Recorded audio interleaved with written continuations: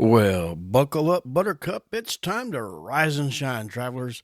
That's right. It's time for the According to Willie B podcast right here, straight from the Highly Caffeinated studio. And I am your host for the next half hour, Will Bryce. So, what are we going to talk about today? Well, I'll tell you, I'm actually extremely excited about not only today's podcast, but also the next two following this one. Why is that? As you know, we just returned back from our trip to Philadelphia slash Atlantic City. So I never thought that Pennsylvania would be a place that I wish I had had on my bucket list. I'm telling you, Pennsylvania was off the chain. It was so cool. The people, the food, the scenery. I mean, they had it all, and I cannot wait to tell you about it. So let's jump right in. Again, this is going to be a three-part series covering this past week's trip. And I want to try and do the Culinary Highway episodes to coincide with these three episodes so that when I tell you about something and I dig into my repertoire of, or my supply closet of descriptive words, I don't think they're going to do some of this scenery and some of this food justice. So you're going to have to go watch the video to see exactly what I'm talking about because it was phenomenal. All right, so we drove from New York. I've been planning on our trip to New York that's coming up toward the end of September, so it's kind of all running together on me. Like tomorrow, we're actually leave for Florida tomorrow, so another trip back to. I've actually got some things outside of Gainesville, Florida, that I can't wait to share with y'all. But first up, Pennsylvania. So we left our current home state, which is North Carolina, and we drove to Pennsylvania. Now, we had two stops to make there. The wife had some work stuff to do. So, of course, I tag along. I call it my driving Miss Daisy duty. But it gives me an opportunity to gather information for According to Willoughby podcast, and as well as shoot video of restaurants for Culinary Highway. So it works out. It's like a win-win. So I never thought that I would, especially growing up, I never thought that the Eastern Seaboard would have been something that I wanted to see. I just never had any desire whatsoever to go higher than the Mason-Dixon line.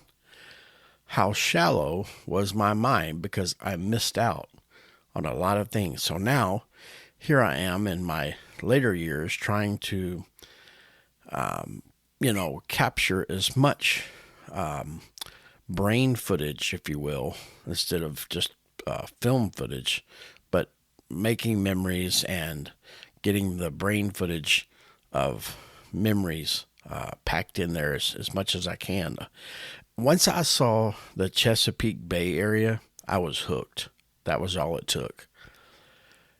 As we drove from North Carolina up to Pennsylvania, which is a pretty good little car ride, but I love to drive. I love to see the scenery. I love to see new things.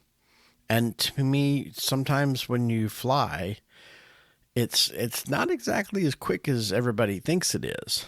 And you miss a lot of stuff flying over it. And I've learned that. So we've been driving a lot more here recently. But we drove in to Pennsylvania on Highway 83. And as we crossed into Pennsylvania, I can tell you that the rolling hills, the countryside, the farms, I mean, if I had $1 for every silo that I counted, I would probably be a rich man.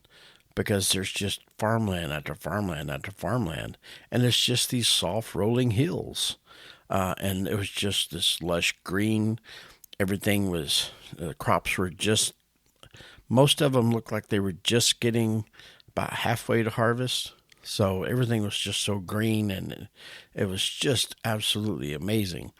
And then we went over this bridge over the Susquehanna River, and I may butcher it a little bit, but I think I'm pretty close on that. And don't ask me to spell that. But the Susquehanna River was absolutely beautiful. I would have loved to have my fishing pole so I could have at least sat in my chair for a few minutes and had just 20 minutes to drown a couple of minnows and try to catch a fish. I would have loved that. And so, there's that. That would have really been cool. But I got to look at it, and maybe somewhere down the future line that I will get to make that trip back and sit on the bank of the Susquehanna River and fish. Even for 20 minutes, I would be satisfied. I wouldn't complain. But our first stop in Pennsylvania was Allentown. Now, the name Allentown, it's very, I'm going to say very unassuming. It's almost as if the party hasn't gotten there yet, right? It just doesn't sound exciting. But you would be wrong. Allentown has so much to offer. They've got history. You don't believe me on the history? Check this out. So downtown Allentown, for one, is, if you like downtown vibes, that is definitely a downtown to check out. I walked over most of downtown the day that I was there, and I absolutely enjoyed it. The streets were clean. It was very nice. People were very friendly. It was just an absolute experience that I won't forget, just walking around downtown. And I ran into some really cool people and ran into some really cool shops. There was a coffee shop there. Of course, I got to go have my caffeine.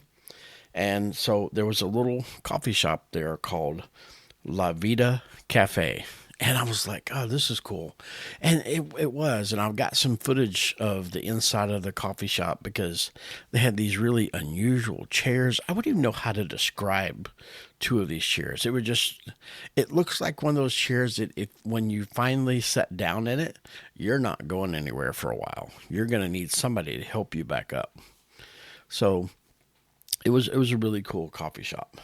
But I digress. I was there to sightsee a little bit so I could kind of take in the local flavor, but I also had an agenda because I had to get some footage for Culinary Highway. So I did not plan any of my shoots ahead of time. And I normally do, especially when I'm traveling out of town. I will try to schedule them ahead of time. It usually goes a lot better. And I thought, well, I don't really know what's there, right? Never been there. So I thought, I'm not going to let the internet decide for me. I'm going to go and just drive around and see what I find. And that's sometimes is where you find the really cool stuff. I was not having the best of luck finding, and I don't know if it was me, and it very well could be, I'm not going to lie, but I just couldn't find the place that I wanted to start with. So I pulled over into a parking lot. And you know what they say, I got a sign. There was a sign for me to go do this. Well, you would be correct on this because I pulled over in a parking lot and I'm on my phone trying to use Google to find me some restaurant, locally owned restaurant, to go and film. When I look up and there's this massive, it's like 3 times the size of a normal billboard, and it is bright sunshine yellow, and it says Yoko's Hot Dogs, the king of hot dogs, I might add. And I'm sitting there thinking, Yoko's Hot Dogs, Yoccos. I'm like, he claims to be the king of hot dogs. Well, you know that my favorite is here in North Carolina with the bright leaf hot dog, more especially at Jones's Cafe over in Clayton. But everybody knows that. But so I'm thinking, well, this is a whole different town. This is a whole different state. It's a whole different culture. So this guy very well could be the king of hot dogs for this area. Let me go check them out. And so I've looked up the location. They actually have a few locations, but it is locally owned. So I drove to the nearest location, and without any warning, which is unlike me, but I went in, cameras blazing, and just doing my thing. And the median age of the employees at that particular day, I would say probably is somewhere between late teens, early 20s. So naturally, I had their attention walking in, filming with my gear and everything. And I just strolled right up to the counter, offered my card, and told them who I was and what I did. Well, now they're really interested because, social media junkies, right?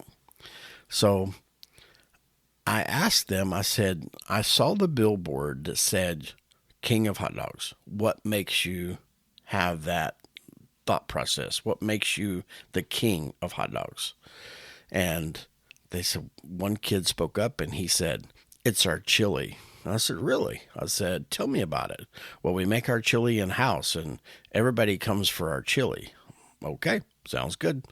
I'll have 2 hot dogs. I said, with chili. I said, or better yet, how does the local people here in Allentown, how do they order them? Oh, they order them with mustard, chili, and onion. I said, well, you know what? I'll have 2 of those. And then I asked the next question, and I said, what do they normally drink in Allentown to wash those down with? And I hope you're sitting down. And for the keyboard warriors, just keep your fingers still for a minute because you're going to be shocked. I said, what do they normally drink? Well, usually one of 2 things. I said, okay. Well, we have a birch beer, B-I-R-C-H. I said, and that is? He said, well, it's like our version of root beer, and it's kind of a regional thing. I said, I like root beer. That sounds good. What's the other item? Well, a lot of people, actually most people, ordered chocolate milk. I paused, a long pause. And I said, I'm sorry, you said chocolate milk? And as my eyes scanned behind the counter, there was a glass cooler full of bottled chocolate milk. And I thought, you got to be kidding me. I mean, who drinks chocolate milk with hot dog? Well, I guess everybody in Allentown, but I thought that's just the weirdest combination. I mean, I can eat some weird stuff, don't get me wrong. But hey, chocolate milk with a chili dog? Has any of you that are listening, have any of you ever heard of drinking chocolate milk with a hot dog? Well, let me tell you why I question it for my benefit. I love chocolate milk. I mean, when I say it's almost right up there with bacon. But I make chocolate milk like a 5-year-old. I want it 1 part milk, 200 parts chocolate.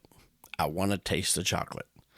And so I was like, I'm going to kind of bypass on the chocolate milk, but I will try the birch beer. And it was actually 103 degrees that day.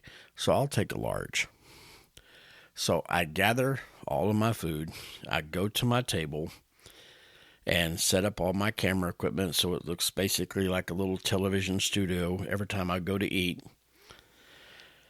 And I take the bite of the hot dog. And I thought, wow, this is really good. This chili, kid wasn't lying. This chili is really good. And it had just enough bite to it that was great. And then something really that surprised me. And because I'm big on picking out different flavors that I'm tasting when I eat something. And I could tell the mustard in the hot dog was not like your basically run-of-the-mill French's mustard or something like that. No.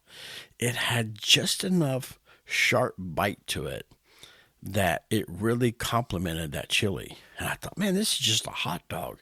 But they have turned this into just a culinary explosion here. And I absolutely enjoyed those 2 hot dogs. And that birch beer, yeah, I was coming back to that. I'm not letting you get away without telling you about that. I took a sip of that birch beer, and again, caught off guard, and I paused for a very long time. Probably more than I should have, maybe. I don't know. But I will tell you that if you remember the little hard root beer candies that look like little brown barrel shaped candies, if you melted those down and made a soda out of it, that's exactly what that tasted like. And I was like, oh my lands, man, this is crazy good. I could drink a gallon of this stuff. And I don't even really drink that much soda. But that was like the best thing I had. And I have still talked, and some people that have been to Allentown, they're very familiar with birch beer. And they're like, oh, yeah, that's good stuff. I'm like, why does the whole nation not have access to this? Why is it just in this one state? We need to get this stuff distributed. I mean, put it in tanker trucks and send it across the U.S. I will, I'll gladly be like Smokey and the Bandit. I'll make sure they get there safely, man. That was just some really good stuff. So I ate my lunch and I really enjoyed it, and I thanked them and told them to, just hang tight, watch for their episode, that they would get an email saying when their episode aired on YouTube. But I left there and I'm like, okay, so we're basically about 11:45. I still need to get some more footage. Well, I just ate a full meal, which I don't normally do. Normally I eat partial so that I can go film something else. But it was so good, I had to eat it all. So I'm like, okay, maybe we take a little break from food for a little bit. Maybe go find a pastry shop. Oh, I did not know what I was in for. So I searched my Google and I found an Italian pastry shop. And I thought, well, I did a French pastry shop back in Florida.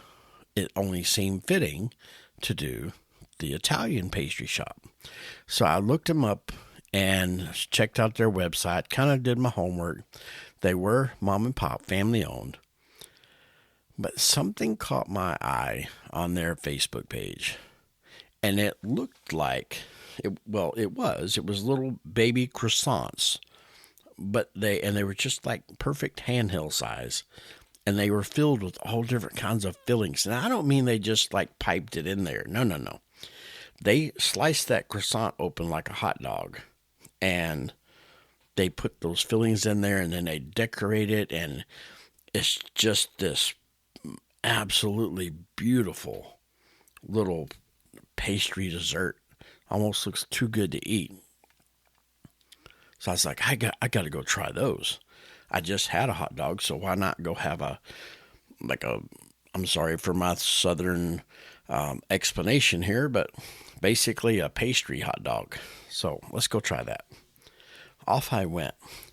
When I drove up in front of the building, it was you can't make this up. It was the little shop on the corner. And I could tell that it was something special, that there was something special about this shop. And so I went in, and the young lady behind the counter, turns out it was their daughter, and I was showing her on the website what I saw and what I wanted to order. And she said, yes, they come 4 to a box. And I said, okay, this sounds great. That's perfect. Let me get a box of those. I said, I'll let you pick out whichever flavor is the most popular that people in Allentown buy. That's what I want. I'm trying to fit in like a local today. So she grabs a box and she heads off to the back to fill the box. And I was filming the inside of the store. And again, they didn't quite yet know who I was. I just, like I said, went in cameras blazing. And I found that I actually enjoyed it that day, and I've been doing that ever since. The reactions I got from it in Pennsylvania was unreal. But so she comes back out, she has my little box, and she shows it to me, and I said, oh, that's perfect. There's a chocolate one, a strawberry one. I think there was one that was Nutella, and I think one was banana. I don't really remember. They were absolutely, I'm telling you, it's stuff that dreams are made out of, and I'm going to get to that in a minute. So as I was getting ready to pay, I gave her my card and told her who I was and what I was doing and why I was filming. And they were so enamored with what I was doing. It was like I had just brought them this service that they didn't deserve. It was unreal the way they were so appreciative. Her dad comes over to the counter and he just had taken these. It's called a pastel polo. Let me try this again.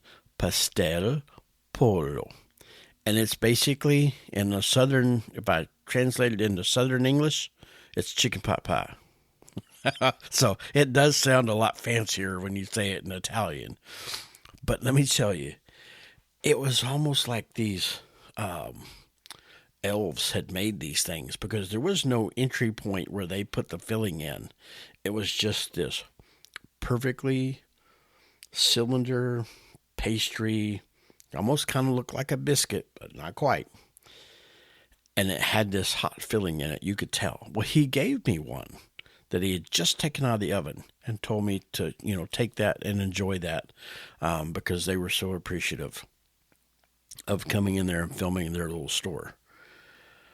So the curiosity was getting the best of me. It was all I could do to wait till I got back into the car to try it. I was going to eat inside their little cafe, but they were slam packed. And so I didn't want to take up what little room there was because they were so busy.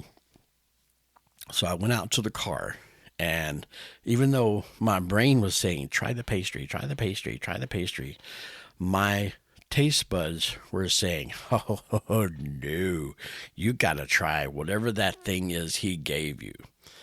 And I took a bite of it, even though it was blazing hot. The savory flavors that came out of that pastel polo, I kid you not, that was the most incredible thing in a long time that I've taken a bite of. Wow, I didn't. It wasn't like a pre-made filling. I mean, you could tell everything was made from scratch. I don't know where they get the ingredients for their recipes, but I can tell you everything that I ate come out of that pastry shop that recipe came straight from the gates of heaven. I'm telling you, people, if you go anywhere near Pennsylvania, you have got to put in the name of the shop, and I asked them to make sure that I pronounced it correctly, which they were more than satisfied with my pronunciation, and her dad told me that was very good, especially for a Texas boy, okay? But the name of the shop is Bon Dolce. It's BUONDOLCE. Bon Dolce. And I'm going to tell you that little pastry shop, I hope that someday somebody really puts that place on the map, because that food coming out of that little shop on the corner was the most amazing experience I've ever had. And it was absolutely incredible. The family was so sweet and so kind. It was almost like they became friends that day. And I'm telling you, you got to go check them out. And if you really want to see how good this was, because those pastries, let me get back to that. Almost forgot to tell you. So after I devoured the little pastel polo, I had to still, even though I was stuffed to the gills, I just ate lunch. And then I ate the little chicken pot pie thing. And now my brain is telling me you have to at least take a bite of the croissant.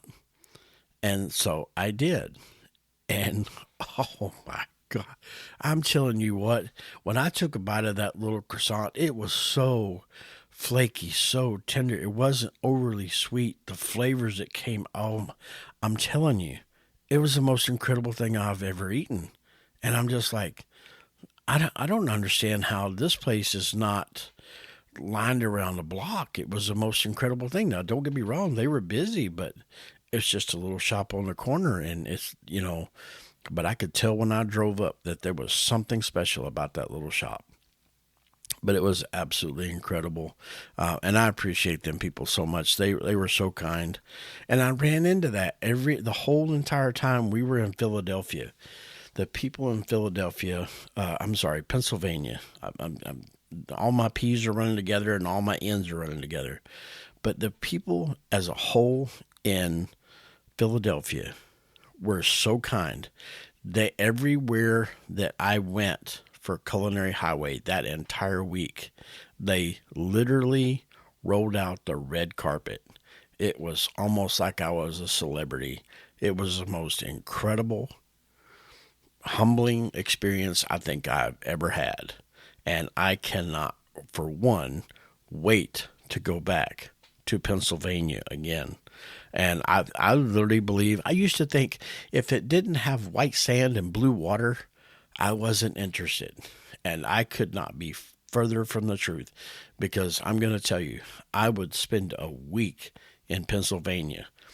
I told my wife, I said, if you decide that you want to move here, I'll start packing, because that's how much I enjoyed Pennsylvania. The people were so kind. And I just really enjoyed myself. The food, everything that I ate in Pennsylvania was just unbelievably good. And it's just unreal. Those people they know what to do. They've got it down. But, I'll tell you a little bit more about Allentown. I've kind of got off on a rabbit trail of the food, because it's unreal, right? But, I loved downtown Allentown. It is so, the streets are clean. It's really great for if it's a beautiful day, which it was that particular day, even though it was hot. It was, I really enjoyed just strolling down the streets of downtown Allentown. And there's so much history there. Like if you go to the corner of Church and Hamilton, that's where the museum for the Liberty Bell, where they actually hid the Liberty Bell in that Zion Reformed Church back in 1777 to 1778. They hid it from the British so that it wouldn't be destroyed. And so, like I said, there's just tons of history there. And I had one day. Of course, I spent most of my day eating, evidently, but hey, I digress. It was absolutely phenomenal. Actually, I would really prefer the word epic, because it was just an unreal day of finding things to eat that just, the recipes come from. I could just go on and on about it. There is a statue in downtown, right dead smack dab in the middle, right? That's the southern way of to describe something, is smack dab. It's right smack dab in the middle. And it is called the Soldiers and Sailors Monument. Look that up on Google, because it would take me an entire podcast to tell you about that monument. So check that out. I'm telling you, you got to go check out Pennsylvania, and don't forget to stop in Allentown. That's pretty much all the time we have for this episode. But like I said, remember the next two episodes. Next week's episode, I'm going to tell you all about Philadelphia, and yes, downtown. And it was unbelievably incredible. And then the last part of the series, part 3, week after next, we'll be talking about Atlantic City.